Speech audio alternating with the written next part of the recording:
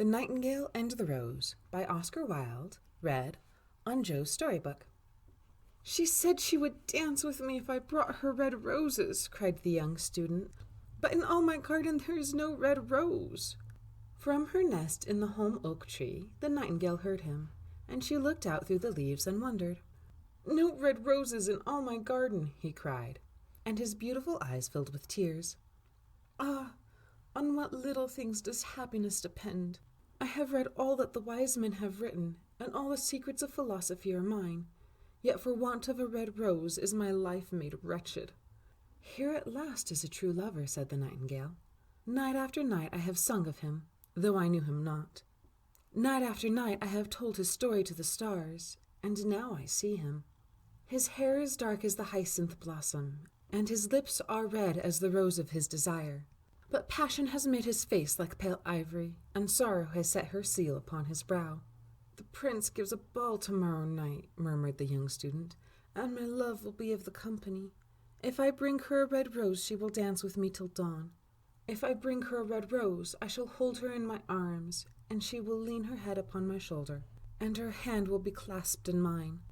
But there is no red rose in my garden, so I shall sit lonely, and she will pass me by. She will have no heed of me, and my heart will break." "Here indeed is the true lover," said the nightingale. "What I sing of, he suffers. What is joy to me, to him is pain. Surely love is a wonderful thing. It is more precious than emeralds, and dearer than fine opals. Pearls and pomegranates cannot buy it, nor is it set forth in the marketplace. It may not be purchased of the merchants, nor can it be weighed out in the balance for gold." "The musicians will sit in their gallery," said the young student, "and play upon their stringed instruments, and my love will dance to the sound of the harp and the violin. She will dance so lightly that her feet will not touch the floor, and the courtiers in their gay dresses will throng round her. But with me she will not dance, for I have no red rose to give her." And he flung himself down on the grass and buried his face in his hands, and wept. "Why is he weeping?" asked the green little lizard as he ran past him with his tail in the air. "Why, indeed?" said a butterfly who was fluttering about after a sunbeam. "Why, indeed?" whispered a daisy to his neighbor in a soft, low voice. "He is weeping for a red rose," said the nightingale. "For a red rose?" they cried. "How very ridiculous!"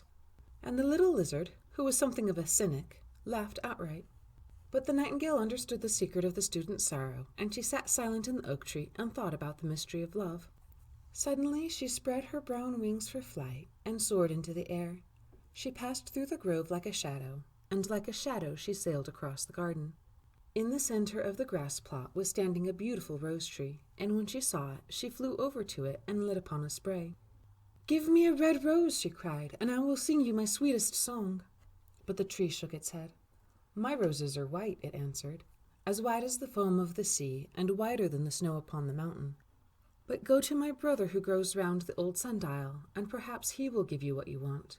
So the nightingale flew over to the rose tree that was growing round the old sundial.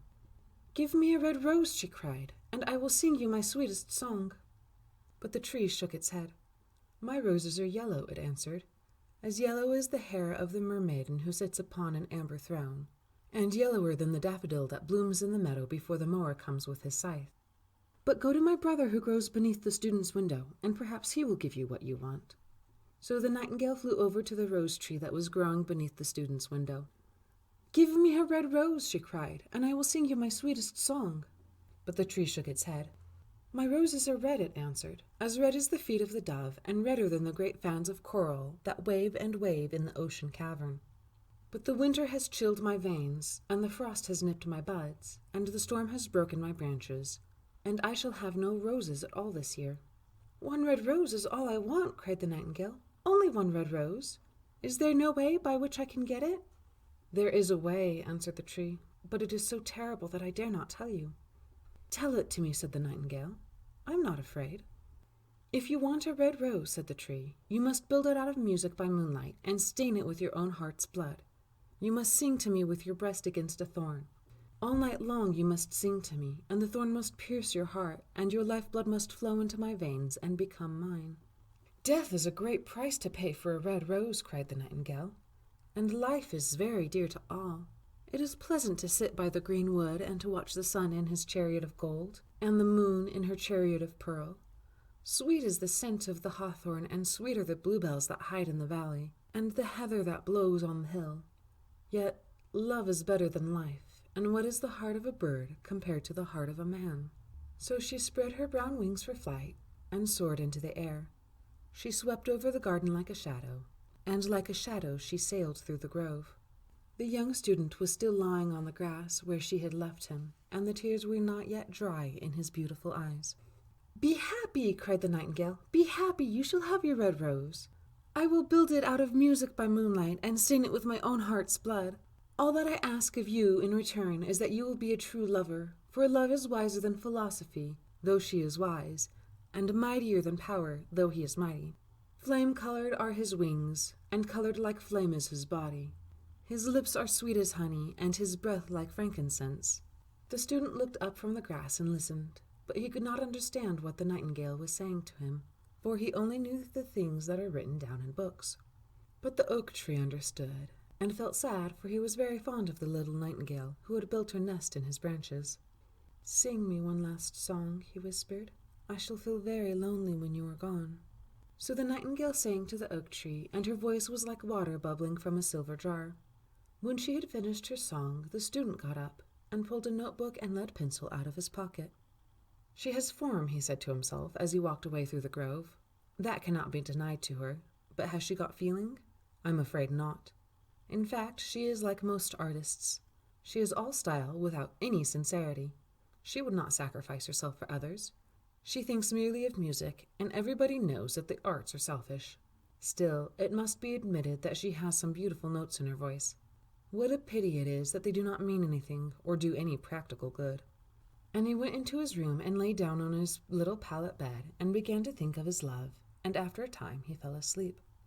And when the moon shone in the heavens, the nightingale flew to the rose tree and set her breast against the thorn.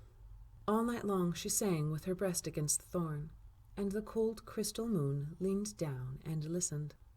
All night long she sang, and the thorn went deeper and deeper into her breast, and her life-blood ebbed away from her. She sang first of the birth of love in the heart of a boy and a girl, and on the topmost spray of the rose tree there blossomed a marvelous rose, petal following petal as song followed song. Pale was it at first as the mist that hangs over the river, pale as the feet of the morning, and silver as the wings of the dawn, as the shadow of a rose in a mirror of silver, as the shadow of a rose in a water-pool. So was the rose that blossomed on the topmost spray of the tree. But the tree cried to the nightingale to press closer against the thorn. "Press closer, little nightingale," cried the tree, "or the day will come before the rose is finished." So the nightingale pressed closer against the thorn, and louder grew her song, for she sang of the birth of passion in the soul of a man and a maid. And a delicate flush of pink came into the leaves of the rose, like the flush in the face of the bridegroom when he kisses the lips of the bride. But the thorn had not yet reached her heart, so the rose's heart remained white, for only a nightingale's heart's blood can crimson the heart of a rose. And the tree cried to the nightingale to press closer against the thorn. "Press closer, little nightingale," cried the tree, "or the day will come before the rose is finished." So the nightingale pressed closer against the thorn, and the thorn touched her heart, and a fierce pang of pain shot through her. Bitter, bitter was the pain, and wilder grew her song, for she sang of the love that is perfected by death, of the love that dies not in the tomb. And the marvelous rose became crimson, like the rose of the eastern sky. Crimson was the girdle of petals, and crimson as a ruby was the heart. But the nightingale's voice grew fainter, and her little wings began to beat, and a film came over her eyes. Fainter and fainter grew her song, and she felt something choking her in her throat. Then she gave one last burst of music. The white moon heard it, and she forgot the dawn, and lingered in the sky. The red rose heard it, and it trembled all over with ecstasy, and opened its petals to the cold morning air. Echo bore it to her purple cavern in the hills, and woke the sleeping shepherds from their dreams. It floated through the reeds of the river, and they carried its message to the sea. "Look, look!" cried the tree. "The rose is finished now." But the nightingale made no answer, for she was lying dead in the long grass, with the thorn in her heart. And at noon the student opened his window and looked out. "Why, what a wonderful piece of luck!" he cried. "Here is a red rose. I have never seen any rose like it in all my life. It is so beautiful that I am sure it has a long Latin name." And he leaned down and plucked it. Then he put on his hat and ran up to the professor's house with the rose in his hand. The daughter of the professor was sitting in the doorway winding blue silk on a reel, and her little dog was lying at her feet. "You said you would dance with me if I brought you a red rose," cried the student. "Here is the reddest rose in all the world. You will wear it tonight next to your heart, and as we dance together, it will tell you how I love you." But the girl frowned. "I'm afraid it will not go with my dress," she answered. "And besides, the Chamberlain's nephew has sent me some real jewels, and everybody knows that jewels cost far more than flowers." "Well, upon my word, you are very ungrateful," said the student angrily, and he threw the rose into the street, where it fell into the gutter and a cart wheel went over it. "Ungrateful," said the girl. "I tell you what, you are very rude. And, after all, who are you? Only a student. Why, I don't believe you have even got silver buckles to your shoes as the Chamberlain's nephew has." And she got up from her chair and went into the house. "What a silly thing love is," said the student as he walked away. "It is not half as useful as logic, for it does not prove anything, and it is always telling one of things that are not going to happen, and making one believe things that are not true. In fact, it is quite unpractical, and, as in this age to be practical is everything, I shall go back to philosophy and study metaphysics." So he returned to his room and pulled out a great dusty book and began to read.